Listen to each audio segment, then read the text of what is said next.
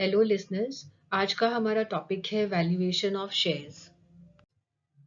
तो सबसे पहले ऐसे कौन से सर्कमस्टांसेस हैं जिसके चलते हमें शेयर्स की वैल्यूएशन करनी पड़ती है। The first one is amalgamation. जब दो कंपनीज आपस में अमालगमेट होती हैं तो दोनों कंपनीज के शेयर्स को हमें वैल्यू करना पड़ता है। The second one is internal reconstruction. Third one is partnership firm की जब डिसोल्यूशन होती है उस टाइम पे भी अगर उस पार्टनरशिप फर्म के पास किसी कंपनी के शेयर्स हैं तो उन शेयर्स की वैल्यूएशन करने की ज़रूरत पड़ती है। उसके बाद जब भी कभी डिबेंचर्स या प्रेफरेंस शेयर्स को कन्वर्ट किया जाता है इक्विटी शेयर्स में, उस केस में भी आपको शेयर्स की वैल्यूएशन करनी पड़ती है।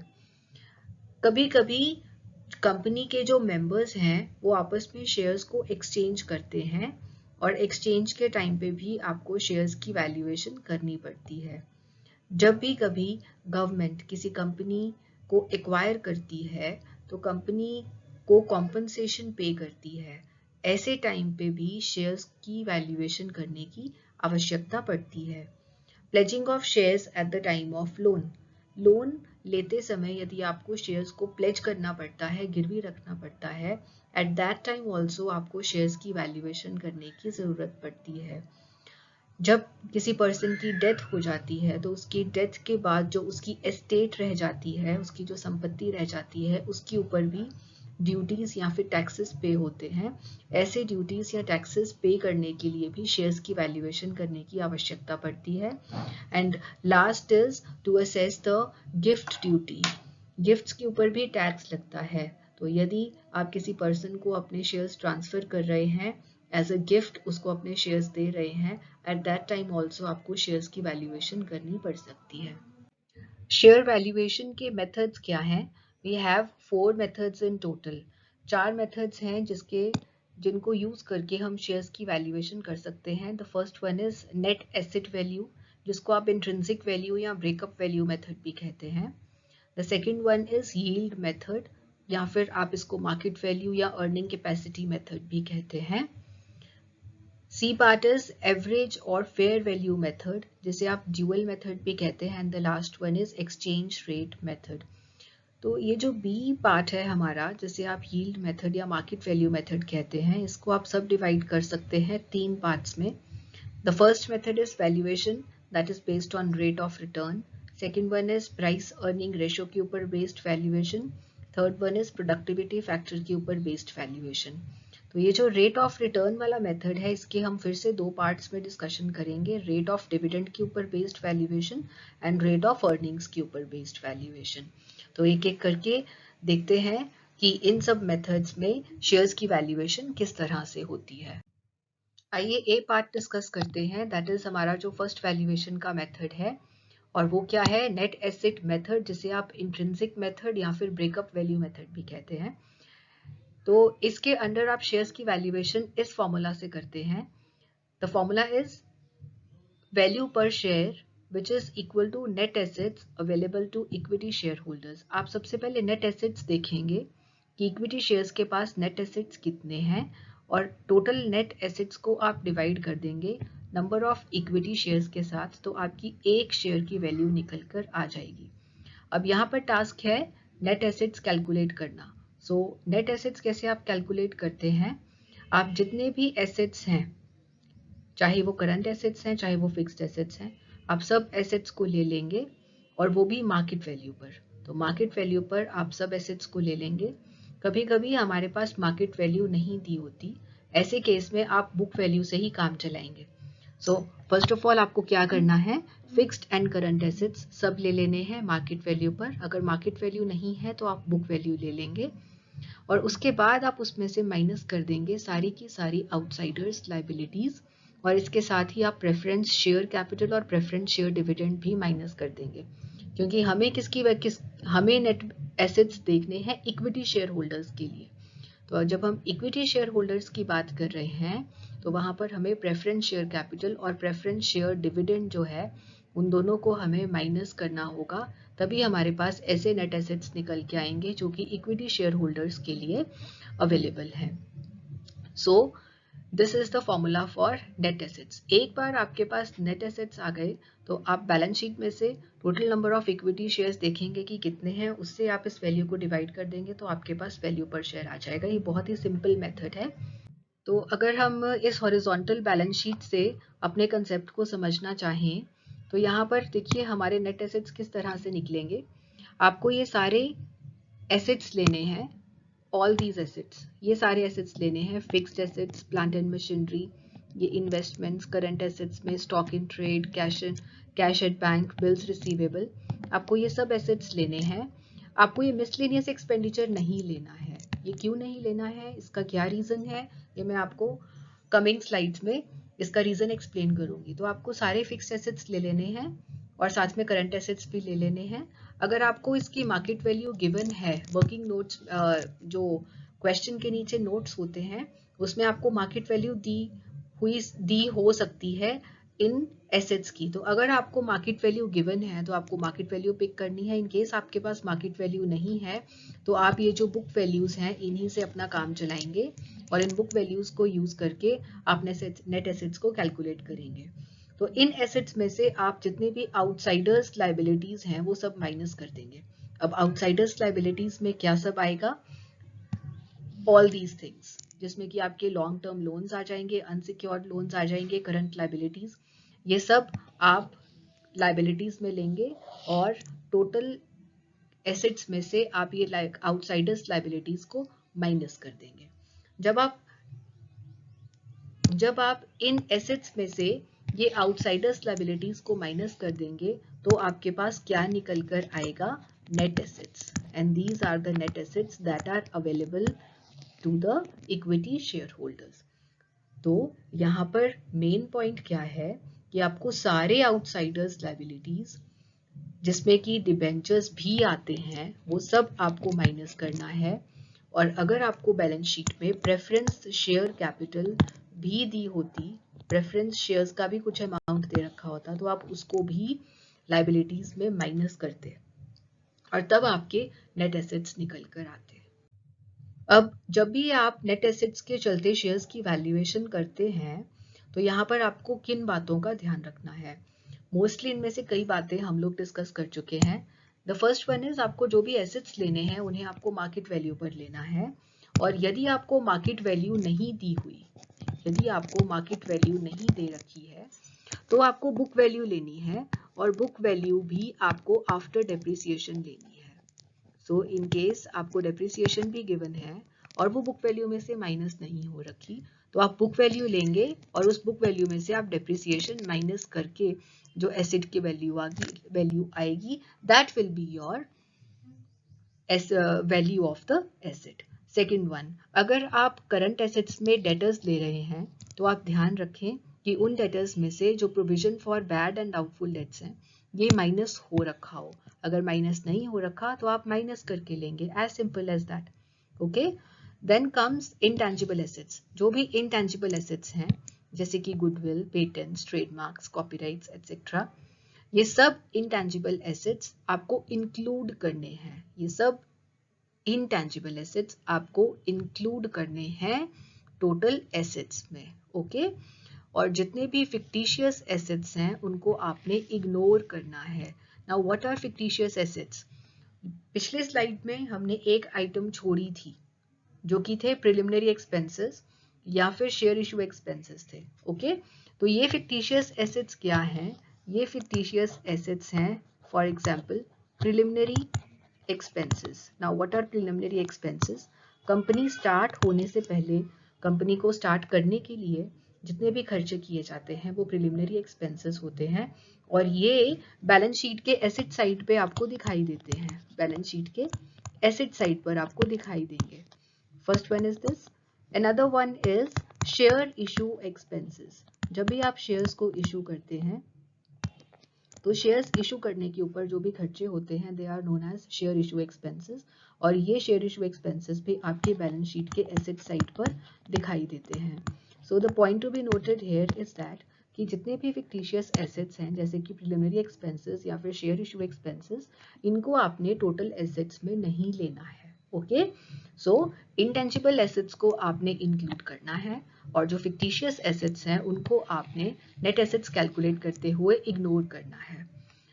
नेक्स्ट पॉइंट इज जितने भी प्रेफरेंस शेयर होल्डर्स के क्लेम्स हैं, जैसे कि प्रेफरेंस शेयर कैपिटल या फिर प्रेफरेंस शेयर्स का कोई भी डिविडेंड है, उनको आपने डिडक्ट करना है नेट एसेट्स में से। ओके, दैट मीन्स कि आपको इनको नेट एसेट्स में नहीं लेना है, आपको टोटल एसेट्स में से इसको भी माइनस करना है। जब आप आउटसाइडर्स लाइबिलिटीज को माइनस करोगे तो आउटसाइडर्स लाइबिलिटीज के साथ आपको प्रेफरेंस शेयर कैपिटल और प्रेफरेंस शेयर का जो भी डिविडेंड होगा उनको भी आपको माइनस करना है। और जितनी भी लाइबिलिटीज हैं, चाहे वो रिकॉर्डेड लाइबिलिटीज हैं चाहे वो अनरिकॉर्डेड लाइबिलिटीज हैं, आपने दोनों को कंसीडर करना है। दैट मीन्स जब आप आउटसाइडर्स लाइबिलिटीज की बात करते हैं तो उस टाइम पे आपको रिकॉर्डेड और अनरिकॉर्डेड लाइबिलिटीज दोनों को इंक्लूड करना है और उसके बाद आपको नेट एसेट्स कैलकुलेट करने हैं। आइए एक एग्जाम्पल से समझते हैं कि कैसे वैल्यूएशन की जाती है इस मेथड के अंडर। तो आपके पास बैलेंस शीट गिवन है और इसके साथ ही आपको नोट्स में 5 साल के प्रॉफिट्स गिवन है, लैंड एंड बिल्डिंग की वैल्यूएशन गिवन है, प्लांट एंड मशीनरी की वैल्यूएशन गिवन है और कहा गया है कि 10% जो है that is reasonable return on tangible capital. What is 10%? 10% क्या है कि इस इंडस्ट्री की जो बाकी कंपनीज हैं वो कितना प्रॉफिट एक्सपेक्ट करती हैं, कितना रिटर्न एक्सपेक्ट करती हैं अपनी कैपिटल पर। और साथ ही आपको ये दे रखा है कि आपको गुडविल जो है वो उसकी वैल्यूएशन करनी है 5 years purchase of super profits पर। देखिए आपको एसेट साइड पे गुडविल नहीं गिवन, लेकिन आपको गुडविल कैलकुलेट करने के लिए डेटा गिवन है। अब आप गुडविल कैसे कैलकुलेट करते हैं? गुडविल कैलकुलेट करने के लिए आप या तो एक्चुअल प्रॉफिट्स लेते हैं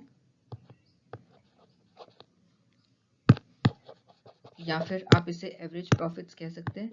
आप एवरेज प्रॉफिट्स लेते हैं या फिर आप नॉर्मल प्रॉफिट्स लेते हैं या फिर आप सुपर प्रॉफिट्स लेते हैं।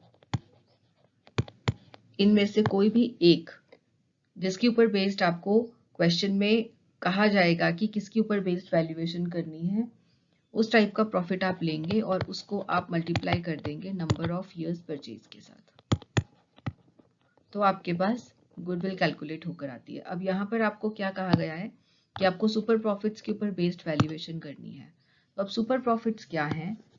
Let's see what are super profits. आपकी कंपनी ने कितना प्रॉफिट अर्न किया है, जिसे आप एवरेज प्रॉफिट्स कहते हैं, उसमें से जब आप नॉर्मल प्रॉफिट्स को माइनस कर देते हैं that will be your super profits.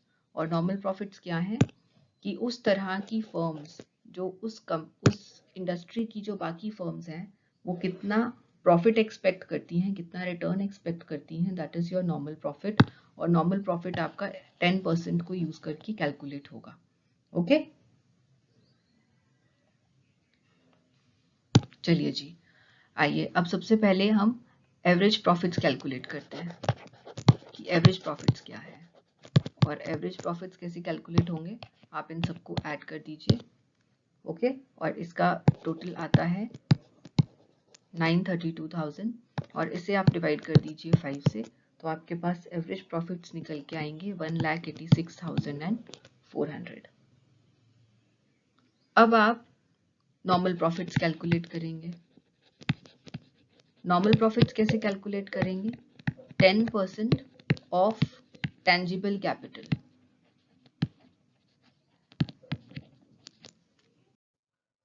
देखिए हमें टेंजिबल कैपिटल चाहिए, तो टेंजिबल कैपिटल के लिए आप बिल्कुल वही फॉर्मूला यूज करेंगे जो कि आप नेट एसेट्स के लिए अप्लाई करते हैं, सिर्फ आप उसमें इनटेंजिबल एसेट्स नहीं लेंगे। ठीक है जी, वही फॉर्मूला जो आपको नेट एसेट्स के लिए मैंने बताया था वही फॉर्मूला सेम आप यूज करेंगे except for the intangible assets. उसमें आपको इनटेंजिबल एसेट्स नहीं लेने, बाकी सेम फॉर्मूला आप वही यूज करो जो नेट एसेट्स का फॉर्मूला था, तो आपकी टेंजिबल कैपिटल आ जाएगी। तो देखिए आप सबसे पहले क्या करेंगे, लैंड एंड बिल्डिंग लेंगे और लैंड एंड बिल्डिंग की वैल्यू क्या लेंगे, 4,40,000 नहीं, आपको जो रिवाइज्ड वैल्यू गिवन है, मार्केट वैल्यू गिवन है वो लेंगे। Land and building, then plant and machinery, plant and machinery की भी आप रिवाइज्ड वैल्यू लेंगे। ओके, देन स्टॉक, जब आप नेट एसेट्स कैलकुलेट करते हैं तो मैंने आपको क्या बताया था, आपको सारे एसेट्स लेने हैं, all the assets except fictitious assets. Stock आ गया, डेटर्स आ गए 3,10,000, ये आपके एसेट्स का टोटल आ गया 18,10,000। इसमें से आप माइनस कर देंगे ऑल आउटसाइडर्स लायबिलिटीज, जिसमें कि क्या सब है, ये सब, दीज आर आउटसाइडर्स लायबिलिटीज, जिसमें कि आपका बैंक ओवरड्राफ्ट आता है, क्रेडिटर्स आएंगे और टैक्सेशन की प्रोविजन आएगी, and that comes out to 4,34,000। इस तरह से आपके जो एसेट्स हैं वो ये आ गए। यही आपके नेट एसेट्स होते अगर आपको गुडविल की इंफॉर्मेशन ना गिवन होती, लेकिन क्योंकि आपको गुडविल की इंफॉर्मेशन गिवन है तो इसमें आप गुडविल भी ऐड करेंगे। गुडविल ऐड करने के लिए आपको गुडविल की वैल्यू चाहिए, और गुडविल की वैल्यू निकालने के लिए आपको टेंजिबल कैपिटल चाहिए। सो यहाँ तक जो आपकी कैपिटल है that is your tangible capital. इसमें आप ऐड कर देंगे गुडविल, तो आपके पास जो निकल के आएंगे that will be your net assets.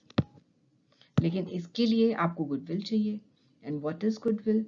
Goodwill के लिए आपको ये चाहिए। तो आइए अब इस टेंजिबल कैपिटल को यूज करके हम वहीं पर वापस चलते हैं, उसी स्लाइड पर जहां पर हमने गुडविल की कैलकुलेशन को छोड़ा था।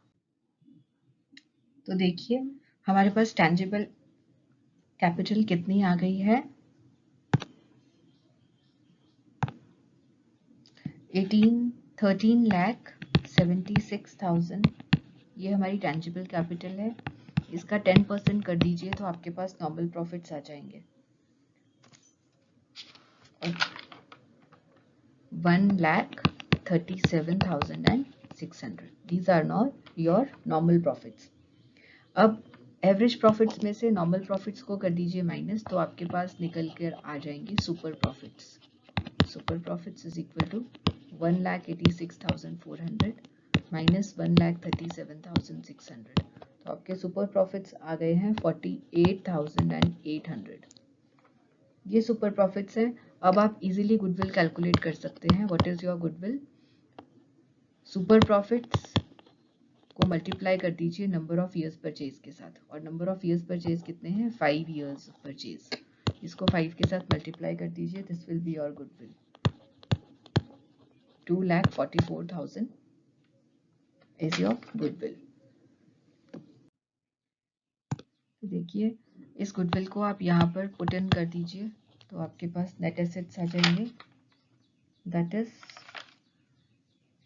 16,20,000। तो अगर आप गुडविल को एक्सक्लूड करके आप नेट एसेट्स का फॉर्मूला यूज करते हैं, आपके पास टेंजिबल कैपिटल आ जाती है, उसमें आप ऐड कर दीजिए जितने भी इंटेंजिबल एसेट्स हैं, तो आपके पास नेट एसेट्स आ जाएंगे।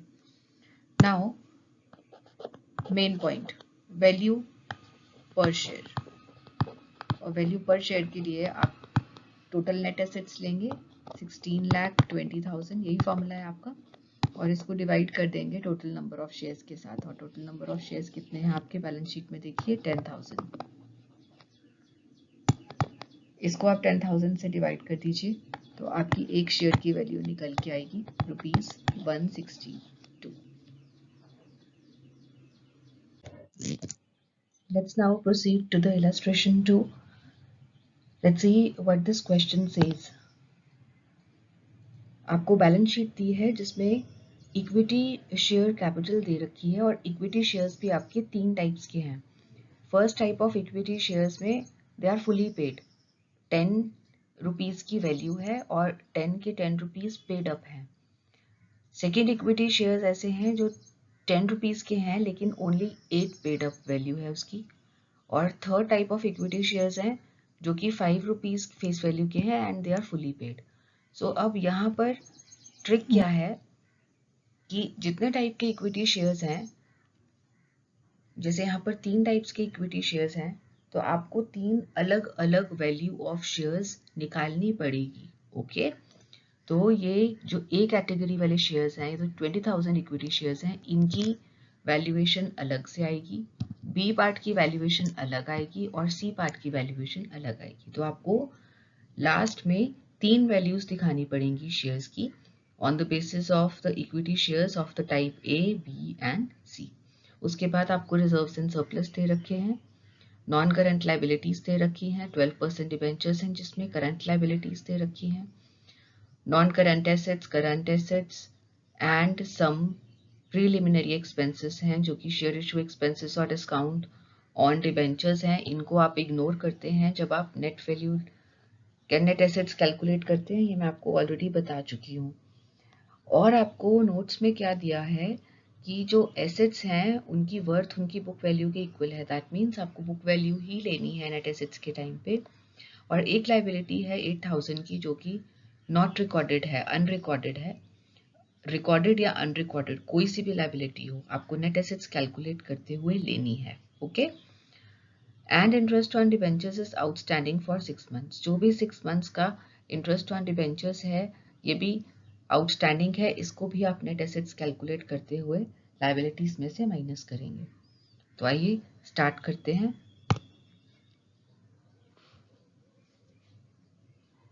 So first of all is calculation of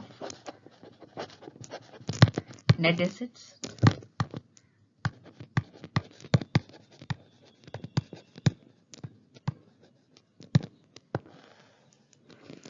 net assets के लिए आप क्या लेंगे, ऑल द एसेट्स जिसमें कि आपके फिक्स्ड एसेट्स हैं,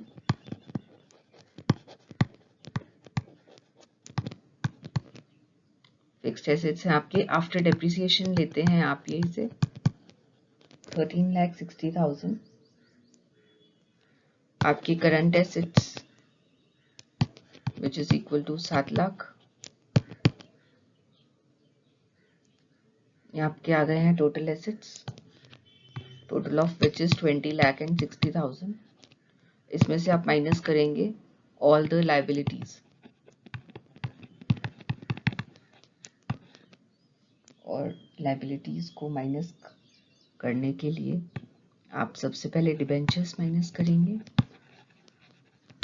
12% डिबेंचर्स 2 लाख। ट्रेड पेबल्स हैं आपके, देखिए trade payables which is equal to 6,40,000. Then we have is this outstanding liability which is unrecorded. 8,000 की लाइबिलिटी रिकॉर्ड नहीं हो रखी है लेकिन इसको हम लेंगे। Then we have is debenture का interest which is outstanding for 6 months. तो हमारे पास 2 लाख के डिबेंचर्स हैं और जिसके ऊपर इंटरेस्ट है 12% इंटू 6/12, 6 मंथ्स का ड्यू है। Okay, 12,000। Total liabilities comes out to 8,60,000। इसमें से टोटल एसेट्स में से टोटल लाइबिलिटीज को, आउटसाइडर्स लाइबिलिटीज को माइनस कर दीजिए, आपके पास नेट एसेट्स आ जाएंगे। So this is your net assets. अब ये नेट एसेट्स इन तीनों के लिए अवेलेबल हैं, इन 3 टाइप ऑफ शेयर्स के लिए अवेलेबल हैं, लेकिन हमें इस नेट एसेट्स को अलग अलग 3 भागों में डिवाइड करना है on the basis of the paid up value of 3 shares. तो अब क्या करेंगे, अब सबसे पहले रेशो कैलकुलेट करेंगे, इनकी जो शेयर्स हैं इनकी रेशो कैलकुलेट करेंगे। देखिए जो 20,000 शेयर्स हैं, देखिए ये जो हमारे पास नेट एसेट्स आए हैं, कितने 12 लाख के नेट एसेट्स आए हैं, इसको आपको ए, बी और सी 3 हिस्सों में डिवाइड करना है।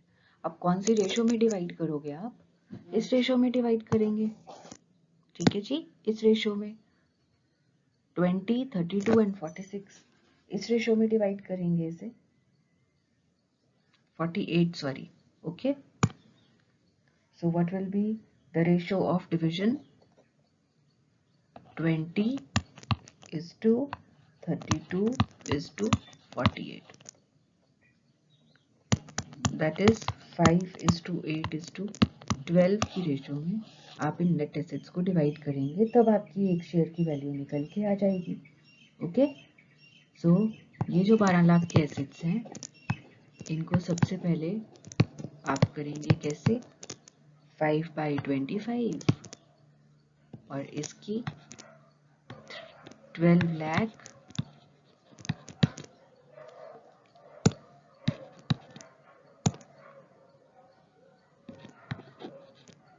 into 8/25 and 12 lakh into 12/25। सो इस तरीके से आपके जो नेट एसेट्स हैं 12 लाख के, वो इन 3 भागों में बट जाएंगे और इसकी वैल्यू आएगी 2,40,000,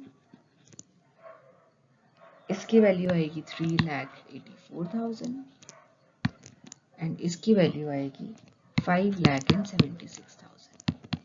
ये हैं अब इक्विटी शेयर्स विच आर